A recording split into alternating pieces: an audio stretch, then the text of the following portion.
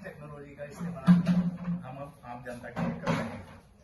तो देखिए कितनी अच्छी बात है कि हवा में जो भी प्रदूषण है, चाहे वो पराली का हो, धुएं का हो, गैस का हो, सबको इकट्ठा करके आपके एक ऑर्गेनिक मैन्योर के प्लांट में भेजा जाएगा। उससे ऑर्गेनिक मैन्योर बनेगी और ये ऑर्गेनिक मैन्योर बन रही है।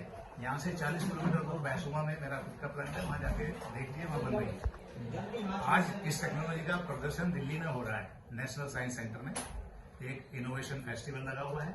वहां पर ये टेक्नोलॉजी पूरी तरह से दिखाई जा रही है और टेक्नोलॉजी यही है सिंपल। तो हमें टेक्नोलॉजी ऐसी ढूंढनी पड़ेगी जो सस्टेनेबल हो, जो परमानेंट हो। हमें छोटे सोल्यूशन नहीं ढूंढने हैं। जैसे मैंने आपको एग्जांपल दिया था कि दिल्ली में पोल्यूशन हुआ, ओड इवन कर दो, गाड़ियां बंद कर दो, ये सोल्यूशन नहीं है। मैंने समझा है कि आपको, क्योंकि गाड़ियों का पोल्यूशन ज्यादा नहीं है। खासकर आजकल गाड़ी जो अच्छी आ रही है, यूरो 2, यूरो 4, यूरो 5 और इम्प्रूवमेंट होती जा रही है। तो एक गाड़ी एक साल में जितना पोल्यूशन करती है, उससे डबल पोल्यूशन जो है, उससे डबल पोल्यूशन एक कुत्ता जो दिल्ली के अंदर पाला जाता है, आपका पेट डॉग, वो ज्यादा पोल्यूशन पैदा करता है। ये प्रूव हो चुका है, इसके ऊपर साइंटिफिक रिपोर्ट है। यूके ने स्टडी की है, ऑस्ट्रेलिया के साइंटिस्ट ने स्टडी की है। मेरा खुद का अनुभव यह है कि हमारा कुत्ता 2 कारों के बराबर पोल्यूशन क्रिएट करता है। कार आप चलाती ही कितनी हो, ज्यादातर कार खड़ी होती है, खड़ी कार की कोई पोल्यूशन नहीं करती। अगर 10 साल 20 साल पुरानी गाड़ी अब निकाली जा रही है, कहते हैं खत्म करो, खत्म करके क्या कर रहे हैं, कहाँ भेज रहे हैं? दिल्ली से निकाल के वो उत्तराखंड में भेज दिया। तो पोल्यूशन तो क्रिएट करना है। दूसरा मेरा मुद्दा है कि पोल्यूशन का जो सोल्यूशन है, ये वसुधैव कुटुंबकम की नीति पे जाके हो सकता है। एक आदमी इंडिविजुअली पोल्यूशन कंट्रोल नहीं कर सकता, पूरे विश्व को हमको साथ लेके चलना है। अभी बहुत खुशी की बात है कि इंडिया में G20 समिट हो रही है। मैंने लिखे हुए लेटर गवर्नमेंट को कि प्राइम मिनिस्टर साहब हमारे खुद इस चीज का फायदा उठाएं, लोगों को समझाएं कि इंडिया के पास ये टेक्नोलॉजी है और ये टेक्नोलॉजी पूरी इंडिजिनस है, कोई बाहर से इंपोर्ट करके नहीं यूज किया जा रहा है। कचरे का ही इस्तेमाल करके हम लोग ऑर्गेनिक खाद बना रहे हैं और इस कचरे को हम जमीन में ही भेज रहे हैं। देखिए प्रदूषण कहां से आया, हवा में पराली जली, उसका प्रदूषण आया। तो इसको प्रदूषण को इकट्ठा करके कहां दे रहे हैं, पौधों का फूड बना रहे हैं। एक बड़ा अच्छा इकोसिस्टम है, इसके पौधे जी रहे हैं, आदमी जी रहे हैं। आदमियों को और पौधों को साथ साथ जीना है।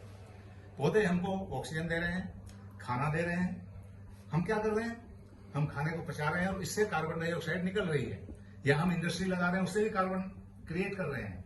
तो ये सिस्टम अगर हम पौधों की मदद करें, पौधों का खाना क्या है, कार्बन डाइऑक्साइड तो पौधों का खाना है। आपने पढ़ा होगा कि पौधे फोटोसिंथेसिस करते हैं, कार्बन डाइऑक्साइड को सोखते हैं, ऑक्सीजन देते हैं। आदमी क्या करते हैं, आदमी ऑक्सीजन लेते हैं, कार्बन डाइऑक्साइड छोड़ते हैं। तो एक दूसरे के हम पूरक बन के चलना है। तो ये जो एक नया इकोलॉजिकल सिस्टम मैंने तैयार किया है, और ये अगर लगा के फैलाया जाएगा इस चीज को, तो ये बहुत बड़ी चीज हो। सर सवाल ये है, जो ट्रैक्टर है, ट्रैक्टर किसान का ट्रैक्टर है, 50 साल 60 साल से वो चलता है, काम करता है, बिल्कुल, तो उसे 10 साल में कचरा बनाया जा रहा है। सरकार ने कह दिया नहीं बना। मैं इसका इंजन इम्प्रूवमेंट हो जाए, इंजन उसका बदला जा। देखिए वो सुधार एक तरफ है कि उसका इंजन बदला जा रहा है। गवर्नमेंट पूरी कोशिश कर रही है कि डीजल व्हीकल पहले बंद के पेट्रोल व्हीकल या पेट्रोल व्हीकल को बंद करके इलेक्ट्रिकल व्हीकल ला रही है। अच्छी बात है, अच्छी टेक्नोलॉजी है। लेकिन और मैं आपको ये बताना किसानों के बारे में, किसान क्या कर रहे हैं, किसान तो वातावरण को शुद्ध कर रहे हैं ऑलरेडी। किसान सबसे कम इलेक्ट्रिसिटी कंज्यूम करता है। उसको बिजली चाहिए कहाँ, ट्यूबवेल के लिए। एक जगह एक पॉइंट चाहिए उसको ट्यूबवेल का, वो उसका खर्चा वही है। ज्यादा से ज्यादा एक बल्ब घर में चाहिए। लेकिन जो शहरों के हैं, जो इंडस्ट्रियलिस्ट हैं, एक घर में कम से कम 150 पॉइंट लगे हुए हैं। एक घर के बदले में पूरे गांव को बिजली दे सकते हैं हम, एक शहर के घर के बदले में। तो ये चेंज लाना है थिंकिंग में। दूसरे बहुत बड़ा एक चल रहा है कार्बन क्रेडिट्स का और कार्बन पॉइंट्स का पॉइंट, कि जो कार्बन क्रिएट कर रहा है उसे पेनल्टी लगनी चाहिए। ये एनजीटी वाला पर भी था। और जो मदद कर रहा है वातावरण को शुद्ध करने की, उनको इंसेंटिव मिलना चाहिए। यहाँ ये कॉलेज है, देखिए वातावरण साफ है, हमने पाया गया, बहुत अच्छी एयर है यहाँ की, सब कुछ है। तो ये कॉलेज जो है वातावरण को शुद्ध कर रहा है पूरे मुजफ्फरनगर के लिए, खाली अपने लिए नहीं कर रहे हैं। तो इनको कार्बन क्रेडिट मिलना चाहिए। और डेबिट कहाँ जाना चाहिए, जो पोल्यूशन इंडस्ट्री जो यहाँ लग रहे हुए हैं चारों तरफ, शुगर केन मिल है, आपकी स्टील की इंडस्ट्री है, वो पोल्यूशन क्रिएट कर रहे हैं, उन पर पेनल्टी होनी चाहिए। तो बड़ा अच्छा सिस्टम ये ऑलरेडी एग्जिस्टिंग है कि कार्बन क्रेडिट यहाँ कमाए जाएंगे और इन कार्बन क्रेडिट को खरीदेगा कौन? इंडस्ट्री वाले खरीदेंगे, दूसरी इंडस्ट्री खरीदेंगे। फॉरेन की कंपनियां आ रही है इंडिया में इन्वेस्ट करने के लिए, वो कार्बन क्रेडिट ही कमा रही है। आपने इन्फोसिस का नाम सुना होगा, इन्फोसिस कंपनी है, कार्बन क्रेडिट कमाया है उन्होंने, पेड़ पौधे लगाए हैं और कई करोड़ रुपया कमाया है उन्होंने कार्बन क्रेडिट से। तो जब वो कमा सकते हैं तो हमारे किसान को नहीं कमा सकते। तो मैं तो लेटर लिखा है गवर्नमेंट को कि कार्बन क्रेडिट फार्मर्स को मिलने चाहिए, क्योंकि वो फसल उगा रहे हैं। क्या कर रही है फसलें आपकी? हवा में ऑक्सीजन छोड़ रहे हैं, कार्बन डाइऑक्साइड को सोख रहे हैं, तो उल्टा काम कर रहे हैं आप इंडस्ट्री का। तो इंडस्ट्रीज को कार्बन क्रेडिट किसानों से खरीदने चाहिए। और जो गवर्नमेंट की स्कीम है बहुत अच्छी है बीजेपी की कि भाई किसानों की आय डबल होनी चाहिए।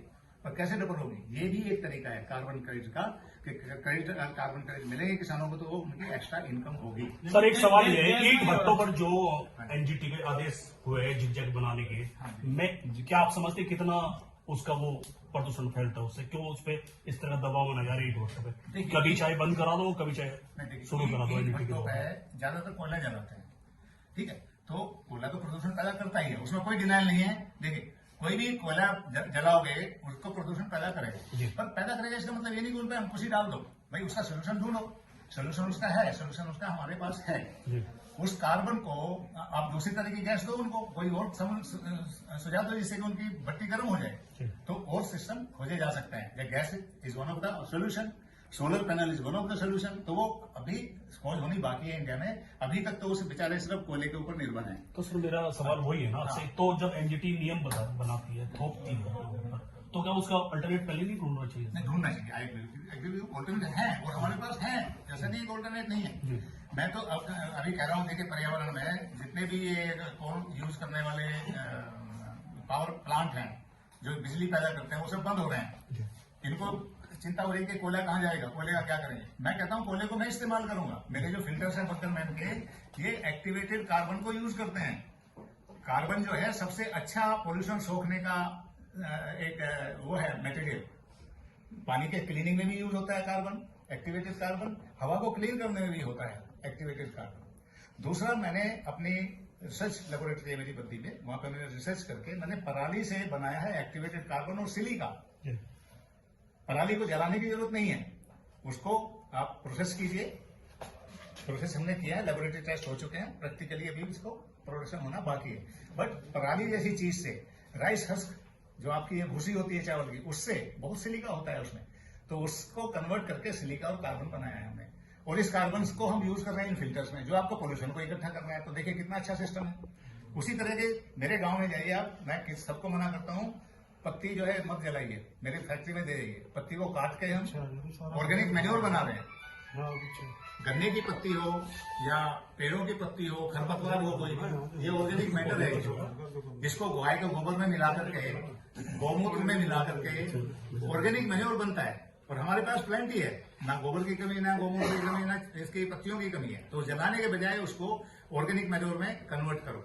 और ये जो ये आप कचरा इकट्ठा कर रहे हो एटमोस्फेयर से, इसमें मिनरल्स होते हैं, इसमें होता है कैल्शियम, नाइट्रोजन, फॉस्फोरस, बड़ी अच्छी मात्रा में होता है। तो इन मिनरल का इस्तेमाल करें। और ये मिनरल की जरूरत किसको है? प्लांट को। आप ऑर्गेनिक खाद दोगे, इसलिए उसका नाम मिनरल रिच ऑर्गेनिक मैन्योर रखा है।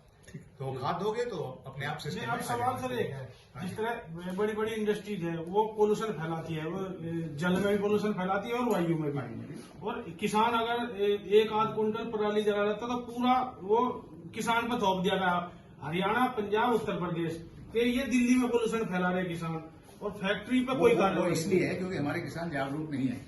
किसानों को पकड़ना चाहिए, गवर्नमेंट को कहना चाहिए कि भाई ये कार्बन क्रेडिट क्या है, पता है आप लोगों को? किसी को भी नहीं पता है। कार्बन क्रेडिट को समझिए, पढ़िए।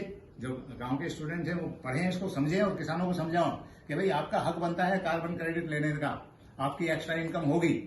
और इनको कार्बन डिस्क्रेडिट मिलेगा। जो इंडस्ट्री है इनको कार्बन क्रेडिट का ये है कि ये एक सर्टेन लेवल तक ही वो पोल्यूशन फैला सकती है। गवर्नमेंट की इंस्ट्रक्शन है, ऑलरेडी लॉ में है कि इनको पोल्यूशन फैलाने की अनलिमिटेड अथॉरिटी नहीं है किसी को भी। तो इनके ऊपर अंकुश है ऑलरेडी, कानून के मुताबिक आप इससे ज्यादा कार्बन नहीं फैला सकते हवा में। और जब वो अंकुश लगेगा गवर्नमेंट का, तब ये क्या करेंगे कि इसके लिए इनको अलग से कार्बन क्रेडिट खरीदने पड़ेंगे अगर उससे ज्यादा प्रोडक्शन इनको करना है। और ये खरीदेंगे कहां से? किसानों से खरीदेंगे, श्रीराम कॉलेज से खरीदेंगे। मैं तो कहता हूँ पूरे श्रीराम कॉलेज को कार्बन क्रेडिट मिलना चाहिए। आप इतना अच्छा काम कर रहे हैं, ग्रीनरी फैला रहे हैं, पोल्यूशन कम कर रहे हैं। ठीक है sir, thank you sir. Thank you.